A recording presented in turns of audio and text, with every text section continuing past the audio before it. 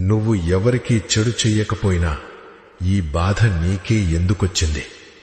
నువ్వు ఎవ్వర్నీ ఏడిపించలేదు, ఎవ్వరి జీవితంలోనూ విషం చిమ్మలేదు. అయినా ప్రతి గాయం నీకే ఎందుకు తగులుతుంది? ఇదేమి న్యాయం? కాని ఒక విషయం అర్థం చేసుకో.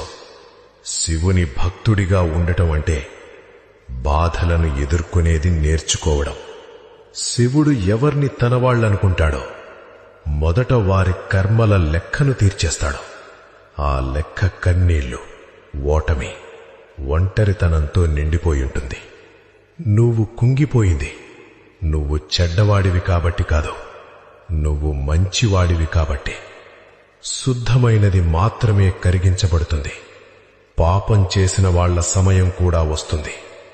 కాని శివుని ఆశీర్వాదం పొందినవాడు ముందుగా అగ్ని పరీక్షను ఎదుర్కోవాలి. అప్పుడు మాత్రమే అతను బలహీనుడు కాదు, శివుని యోధుడిగా మారుతాడు. కాబట్టి భయపడకు. నీ కన్నీళ్లు వృధా కాలేదు. నీ లోపల ఉన్న నిజాయితే నీకున్న గొప్ప శక్తి. ఎవడైతే నీ నుంచి అన్నీ దూరం చేశాడో వాడే నిన్ను శివునికి మరింత దగ్గర చేశాడు. ఇప్పుడే లేచి నిలబడు. నీ బాధనే నీ శక్తిగా మార్చుకో.